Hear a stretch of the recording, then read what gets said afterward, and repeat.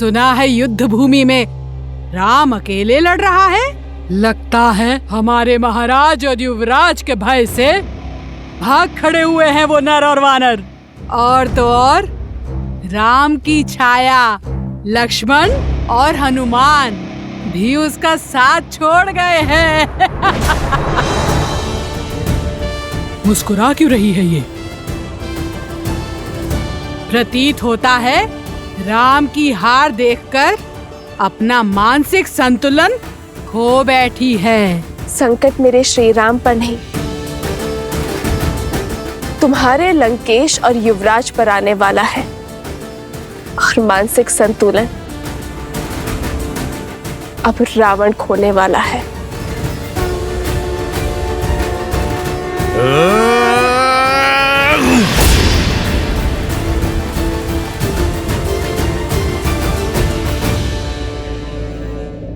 लक्ष्मण भैया की आज्ञा की अवहेलना होगी, अन्यथा। मूर्ख वानर, क्या लगा तुम्हें ये वटवृक्ष एकमात्र कवच है मेरा?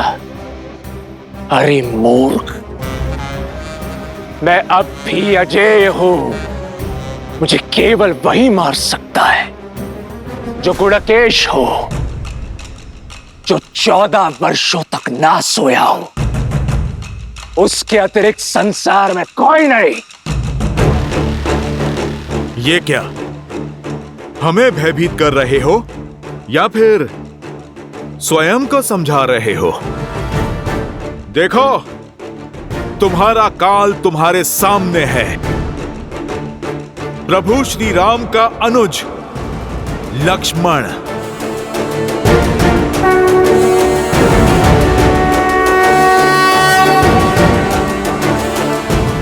इंद्रजीत का अंत केवल आप ही कर सकते हैं और कोई नहीं।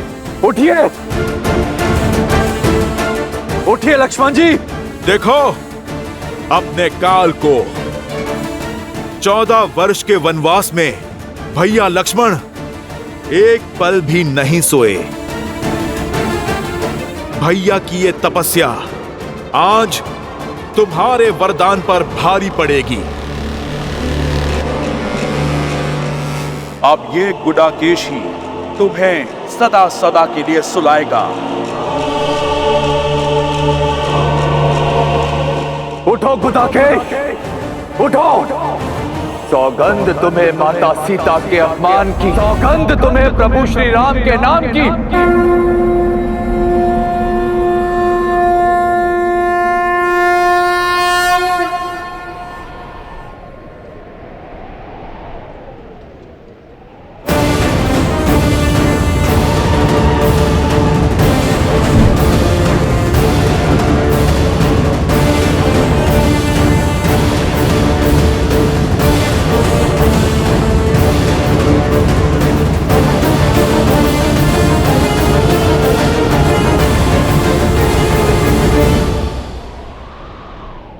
क्या हुआ मेघनाथ? अपने काल को देखकर भयभीत हो उठे। परंतु श्रीराम का यह अनुज आज भी अपनी मर्यादा नहीं लांघेगा। एक निहत्थे पर प्रहार नहीं करूंगा मैं। उठाओ अपना धनुष और चढ़ाओ बाण।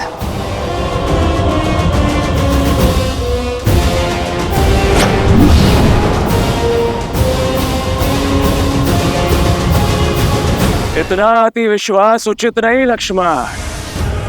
स्मरण करो, मेरे नागपाश और शक्ति बाण ने तुम्हारी क्या दुर्दशा की थी। आज भी मेरे यमअस्त्र ने तुम्हारे प्राण तुमसे छीन ही लिए थे, किंतु अब मैं तुम पर वह अस्त्र चलाऊंगा जो तुम पर मृत्यु बनकर बरसेगा और सदा सदा के लिए तुम्हारा अंत कर देगा।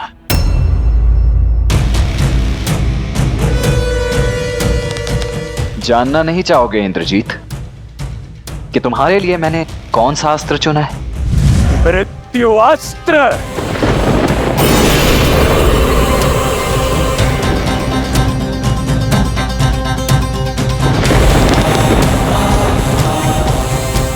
जिन इंद्रदेव को परास्त करके तुमने इंद्रजीत होने का दंभ पाला है, उन्हीं इंद्रदेव के अस्त्र इंद्रास्त्र से होगा तुम्हारा संहार।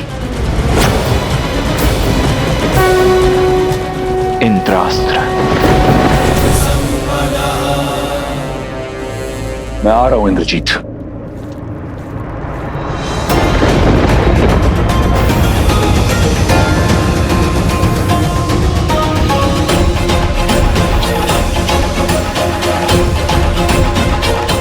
जब माया का दुरुपयोग किया जाए तो वो भी साथ छोड़ देती है। शक्ति अस्त्र का उपयोग अधर्म के लिए हुआ तो वो तुम्हारे ही जीवन के नाश का कारण बन जाएगा।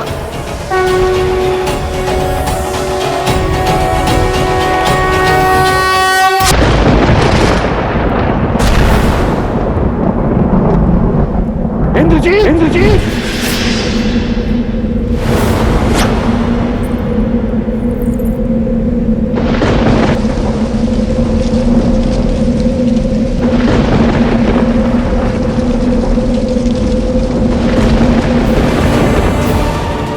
मेघनाथ,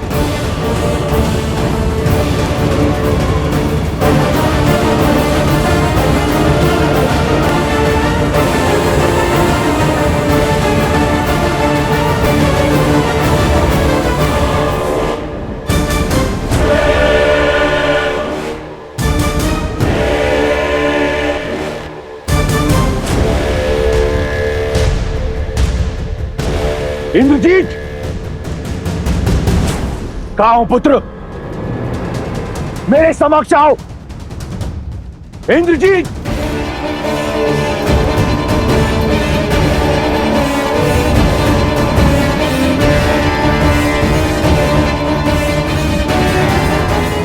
इंद्रजीत!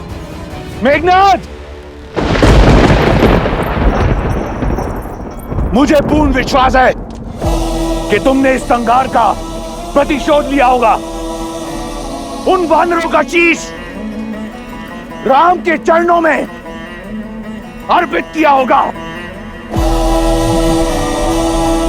अब मेरे समक्ष आओ। तुम्हें मेरे लिए राम को मारना है। अपने पिता की आज्ञा मानो मेघनाथ। मेरे समक्ष आओ। इस दुष्ट की दुष्टता के लिए तो मृत्यु दंड भी कम है। माता सीता के माया स्वरूप अपमान के लिए इसके शरीर को तो चील कौओं को खिला देना चाहिए और अंग भंग करके पूरे वन में फैला देना चाहिए। अपमान से बड़ा इस संसार में और कोई दंड नहीं है। इंद्र से जीतने वाला योद्धा इंद्रास्त्र से हार गया। देवराज को बांधने वाला आज उन्हीं के अस्त्र से संसार सागर से मुक्त हो गया। इससे बड़ा ना ही कोई अपमान है और ना ही कोई दंड है। यह सत्य है कि जो युद्ध जीतता है वो इतिहास लिखता है, किंतु युद्ध में मर्यादा रखने वाला संसार में अमर हो जाता है। इतिहास लिखने के साथ साथ भविष्य के नियम, परंपरा और धर्म का आधार रचता है।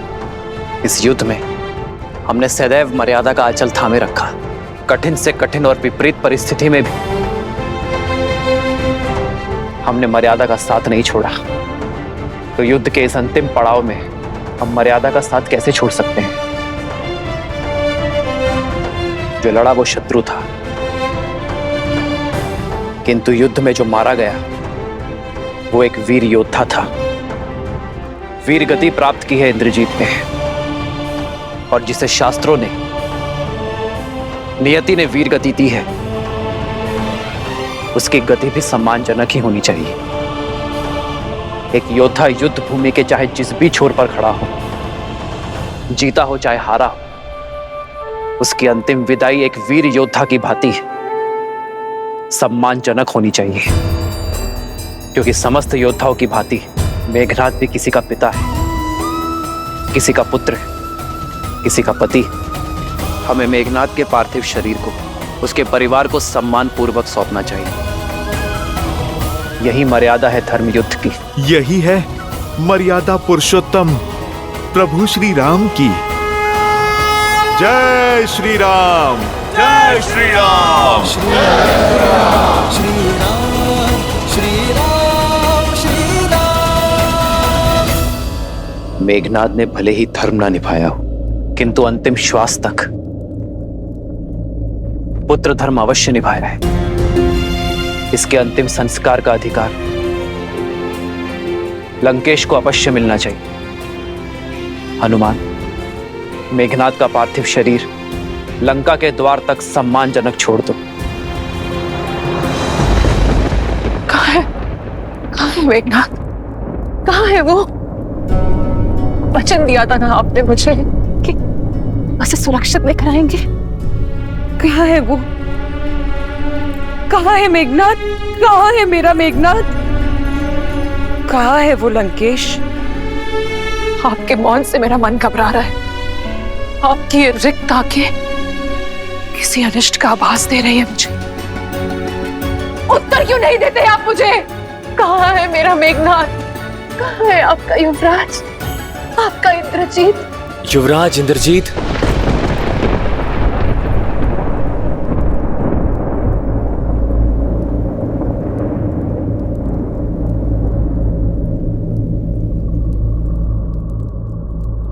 तुम्हें पता है मेरा पुत्र कहाँ है? बताओ शुक,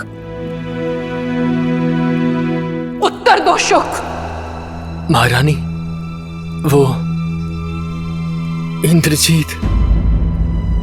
शुक, महाराज, युवराज, वो लंका के द्वार पर।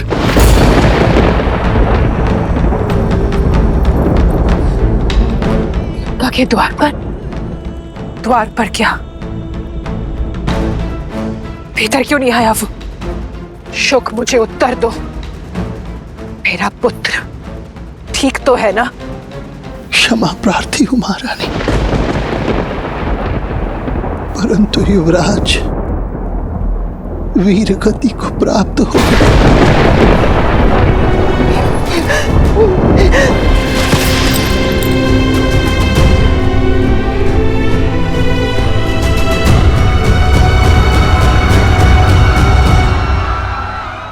आज लंका ने अपने सबसे बड़े अस्त्र, सबसे महान शूरवीर योद्धा को खो दिया।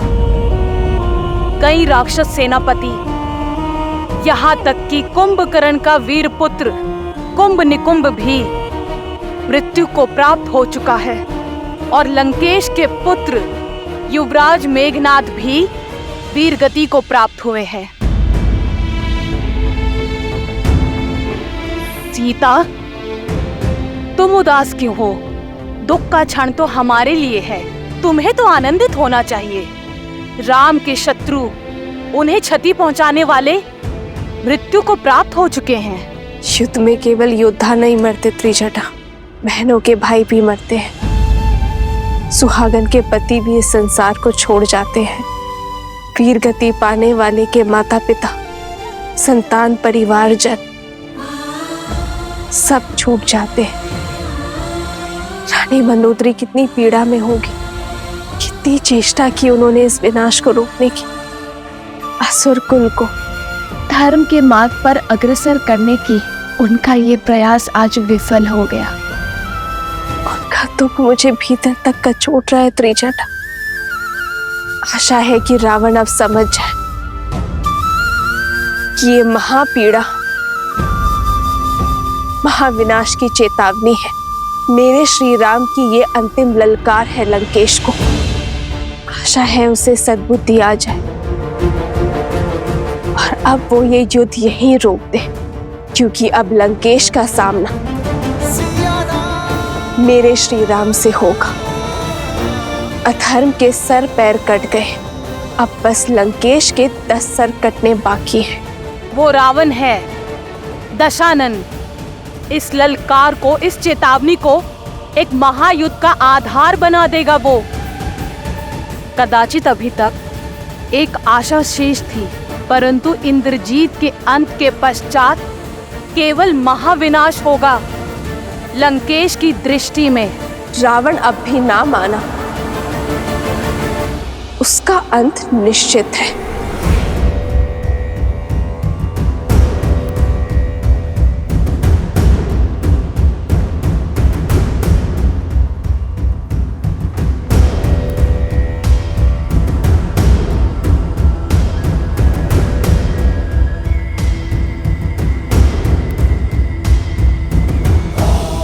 आप निश्चिंत रहिए पिताश्री।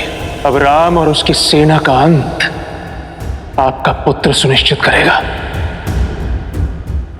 मेघनाथ,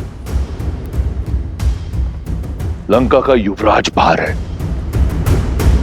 तो ये द्वार बंद क्यों है? खोलो इसे।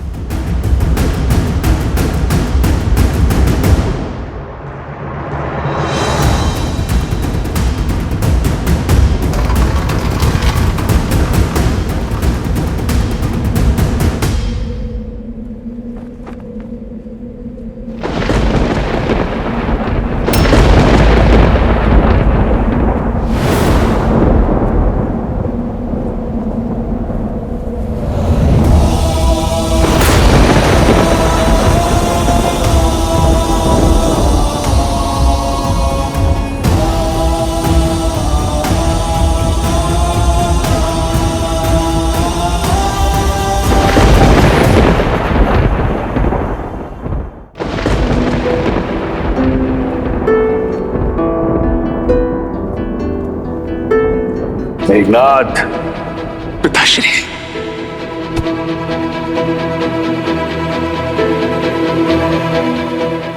इस संसार में जब भी कोई मेरे पिताश्री के विरुद्ध खड़ा होगा, सबसे पहले मुझे अपने सामने पाएगा।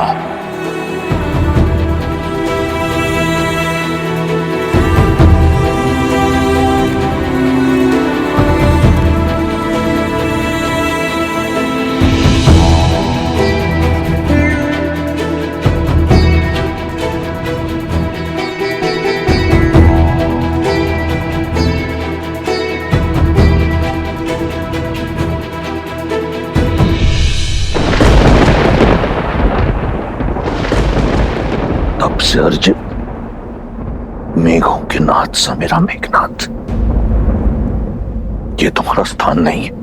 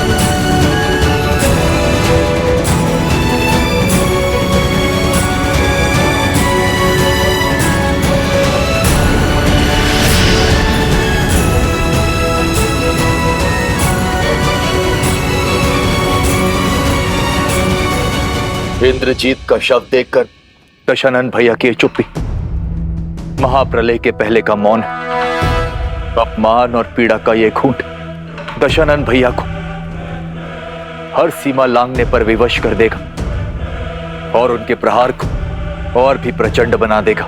मैं रावण के बल को जानता हूं विभीषण, और आने वाले विध्वंस का भी आभास है मुझे। मैं ये भी जानता हूं कि रावण के बल के साथ साथ देवी निकुंबला का साथ हमारे लिए कितना घातक होगा। किंतु धर्म युद्ध में यह संकट तो आना ही था। हम इस युद्ध और वनवास के अंतिम पड़ाव पर हैं। अन्याय के अंत के लिए, सीता की मुक्ति के लिए और धर्म की स्थापना के लिए हमें देवी के आशीर्वाद की आवश्यकता पड़ेगी। प्रभु, मैं समझ गया, क्योंकि माता निकुंबला देवी की पूजा को पूरा करने से हमने इंद्रजीत को रोका था। इसलिए हम स्वयं देवी शक्ति महागौरी की पूजा करेंगे। हाँ हनुमान, किंतु हमारे पास समय कम है और दायित्व विशाल। इसीलिए हमें महर्षि अगस्त्य का मार्गदर्शन लेना होगा। देवी का आशीष पाकर हमारी सेना ये युद्ध जीत पाएगी। उनका आशीष पाकर ही रावण का अंत कर पाएंगे हम।